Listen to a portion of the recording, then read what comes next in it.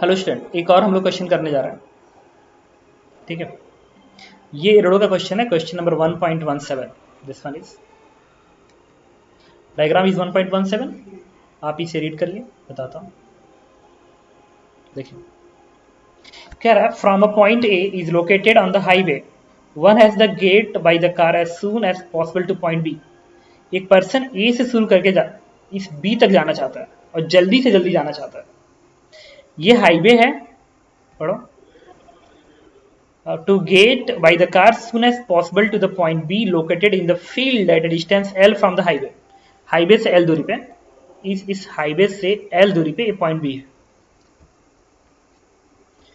तो from a point A located on a highway, one has to get by the car as soon as possible to the point B located in the field at a distance L from the highway. It is known that the car move in the field eta times slower than on the highway। कह रहा है कि अगर इस highway पे वो भी speed से जा सकता है, भी स्पीड से, तो जब वो इस फील्ड में चलेगा ना, फील्ड में, तो इसकी स्पीड ईटा टाइम्स कम हो जाएगी, ईटा टाइम्स स्लोअर, लेस हो जाएगी on the highway. At what distance from the point D one must turn off the highway. कह रहा है कहां से उस पर्सन को टर्न करना चाहिए ताकि वो बी पे जल्दी पहुंच जाए। ये दूरी पूछ रहा है, ये दूरी कितना होना चाहिए। This distance is x. ये बताइए एक्स की वैल्यू कितनी हो ताकि वो पर्सन जल्दी से जल्दी बी पे पहुंच जाए। ओके, तो चलो हम अटेम्प्ट कर रहे हैं क्वेश्चन नंबर 1.17।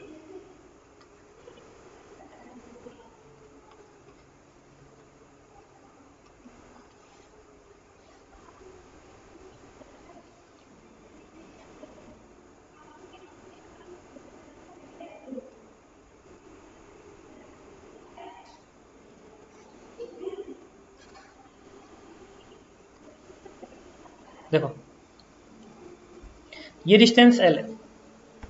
अब आपको टर्न करना है कि कितना दूरी से टर्न करें। ये दूरी मान लो एक्स है, एक्स दूरी से टर्न करना है आपको, और ये दूरी अपने मन से मान लो कैपिटल एल है।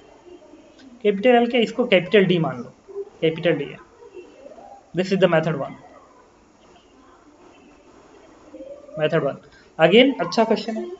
ये कह रहा पता है क्या, देखो, अगर एक पर्सन ऐसे चलता कि इसमें ज्यादा स्पीड है, इस हाईवे पे ज्यादा स्पीड है, अगर ऐसे चलता और फिर ऐसे आता तो ज्यादा दूरी तय करता, और अगर वो ऐसे चलेगा सीधे तो दूरी तो कम तय करेगा, दूरी तो कम तय करेगा, बट दूरी तो कम तय करेगा बट स्पीड भी तो कम हो जाएगी। तो गड़बड़ नहीं हो गया।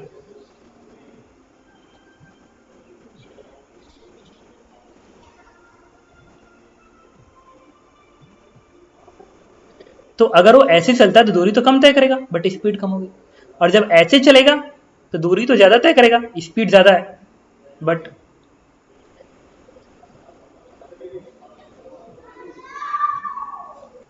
ओके, तो देखो, तो मैं आपसे ये कह रहा था कि अगर वो ऐसे चल रहा है तो दूरी ज्यादा है बट स्पीड ज्यादा है। टाइम क्या होता है, टाइम होता है डिस्टेंस अपॉन स्पीड, एक तरह से रफली।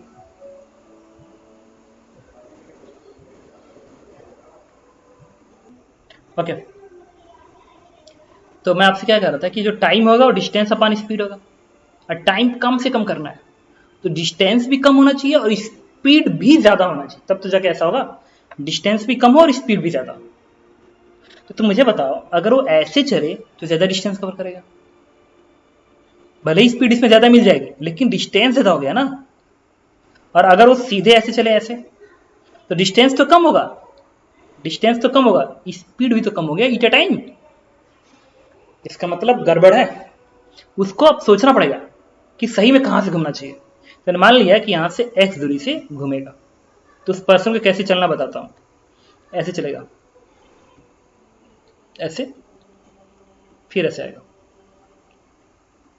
तो यहां से यहां तक जाने का टाइम कैपिटल टी कैसे निकलेगा। देखो कैपिटल टी कुछ तो क्या लिखोगे, अगर ये दूरी एक्स मान लिए हो तो ये दूरी क्या होगी, कैपिटल डी माइनस एक्स होगी।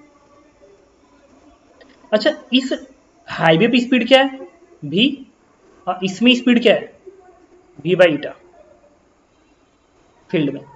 तो ये टाइम क्या निकलेगा, कैपिटल डी माइनस एक्स, इस डिस्टेंस को इस स्पीड से डिवाइड कर दो v। प्लस ये डिस्टेंस क्या आएगा, अच्छा ये एल है ये एक्स है, तो ये जो दूरी बनेगी this is root L square plus X square, तो root L square plus X square divide by this distance is root L square plus X square divide by यहाँ की स्पीड इट इज भी अपान ईटा, ईटा का टर्म ऊपर जाएगा, ठीक है। Okay अब तुम मुझे बताओ ये पूरा का पूरा जो फंक्शन बना है टी का, इस टी का फंक्शन मैं दोबारा लिख लूं ऐसे, तो ये ईटा का टर्म सही से लिख लें यहाँ पे, this is the plus eta, और ये L square plus X square का रूट है ना, इसको तुम चाहो तो ऐसे लिख सकते हो, देखना 1/2। नाउ चूंकि टी एक्स का फंक्शन है, टी एक्स का फंक्शन है, टी को मिनिमाइज करना है, तो D T upon D x क्या आना चाहिए, 0। करो डिफरेंशिएट इस फंक्शन को, तो डी का डिफरेंस 0 बनेगा, एक्स का बनेगा -1 अपान भी प्लस ईटा अपान भी, ये इसका डिफरेंशिएशन पावर 1/2 है ना, तो बनेगा 1/2 L square plus X square का पावर 1/2 -1 इट इज -12। फिर अंदर का फंक्शन डिफरेंशिएट होगा तो एल स्क्वायर का 0 2x स्क्वायर का 2x बनेगा। आपको पता है ना कि minimum of T differentiation will be 0, अगर कोई फंक्शन मिनिमा अटेंड कर रहा है इसका मतलब उसका डिफरेंशिएशन 0 होना चाहिए, उस फंक्शन पे 0 कर दिए। यहाँ से 2 से 2 कैंसिल आउट होगा, b से b कैंसिल आउट होगा, इसको इधर भेज दो तो बनेगा 1 इज इक्वल टू ईटा, ये बनेगा क्या, इस -1/√2 इधर भेज दो तो ये बनेगा, ये टर्म्स यहाँ पर आ जाएगा, ये वाला टर्म्स इधर आएगा, बनेगा L square plus X square का रूट बनेगा, इसको इधर भेज दिया, ठीक है। इसको इधर भेजने के बाद इसको इधर भेजा, ईटा बन गया और ये बन गया एक्स, फंक्शन स्क्वायरिंग कर दो, ये बनेगा L square plus X square is equal to eta square plus X square, इसको इधर भेजो तो यहाँ से एक्स स्क्वायर की वैल्यू आ जाएगी L square upon eta square -1, तो कोई पूछे एक्स की वैल्यू क्या आएगी, अंडर रूट लगाओगे, अंडर रूट तो यहाँ से आएगा L divide by root over eta square -1 and this is answer.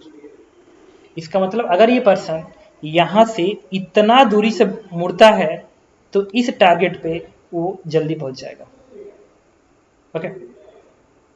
तो आंसर है दिस वन। और डिफरेंशिएट क्यों किया, मिनिमम वैल्यू निकालने के लिए किया, ओके ओके। इसका सेकेंड मेथड मैं बताता हूँ, सेकेंड मेथड क्या है। सेकेंड जो मेथड है वो है ज्योमेट्रिकल ऑप्टिक्स का मेथड है, वो अभी 11th क्लास में पढ़े नहीं हुए लेकिन 12th क्लास में होंगे तो पढ़े होंगे। लाइट रेज हमेशा उसी पाथ को ट्रेवल करता है जिस पाथ पे टाइम कम से कम लगता है, this is the Fermat principle, Fermat principle. Light rays हमेशा उस पाथ को ट्रेस करता है जिस पे टाइम सबसे कम से कम लगता है। इसका मतलब यहां से एक पॉइंट है जहां से उसे चलना था, आना है इस पे, तो यहां से एक रेस ड्रॉ करो ऐसे, और ये नॉर्मल है, इधर स्पीड ज्यादा है भी और इधर स्पीड भी अपान ईटा बन गया, मतलब ये डेंसर मीडियम है, optically denser medium, optically denser medium की स्पीड उसमें कम हो जाती है, और इधर रेयर मीडियम है, तो रेज रेयर मीडियम से आ रही है और ये है नॉर्मल, तो रेज नॉर्मल तरफ क्या हो जाएगी, बेंड हो जाएगी, नॉर्मल तरफ बेंड हो जाएगी और ऐसे ए पे पहुंच जाएगी, ये है मान लो। तो अगर लाइट रेज ऐसे आके ऐसे जाती है और इस ए पे पहुंचती है तो जिस रास्ते को लाइट रेज ट्रेस करेगी उसी रास्ते को उस पर्सन को ट्रेस करना पड़ेगा, तब जाके इस पे जल्दी पहुंचेगी। क्यों, क्योंकि light rays always trace that path in which time will be less, जिसमें टाइम कम से कम लगता है, ओके। तो हम लोग क्या करेंगे, चलो अच्छा ये एंगल ऑफ इंसिडेंट होगा that is 90 degree, this is angle of refraction, angle of refraction, ये आर और बराबर आएगा, लगेंगे second law sine I upon sine R, sine I upon sine R is equal to इस मीडियम के refractive index इसके respect में, ये तो ईयर है मान लो, ईयर है, इसके रिफ्रैक्टिव मान लो म्यू है, म्यू है।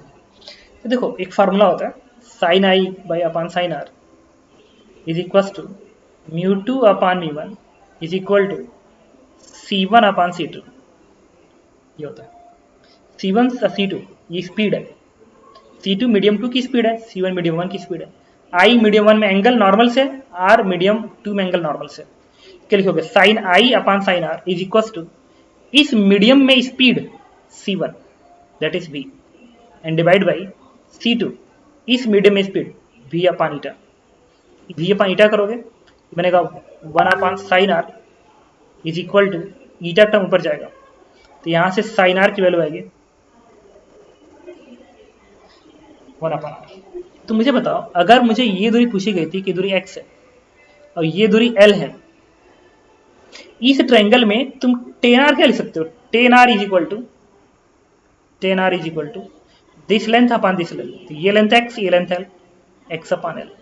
यहां से टेन आर निकालेंगे, यहां से टेन आर क्या आएगा, तो साइन आर क्या है 1 अपान ईटा, 1 अपान ईटा, 1 अपान ईटा का रेशियो में जाएगा तो ये क्या बनेगा ईटा स्क्वायर प्लस 1, 1 अपान ईटा 1 अपान, सॉरी ये गलत हो गया ना, ये 1 अपान ईटा हाइपरटेनस बनेगा ना, हाइपरटेनस बनेगा ये बनेगा, तो ये बेस क्या बनेगा तो ईटा स्क्वायर माइनस 1 बनेगा। अब इस ट्रायंगल में टेन आर क्या बनेगा, टेन आर 1 अपान दिस, तो tan R equals to 1 upon eta square minus 1। अब इसको सॉल्व कर दो तो एक्स की क्या बन गई L upon root eta square minus 1 and this was answer. ठीक है, तो मैंने इसमें हेल्प लिया, light always follow that path in which time is least. Okay, thank you.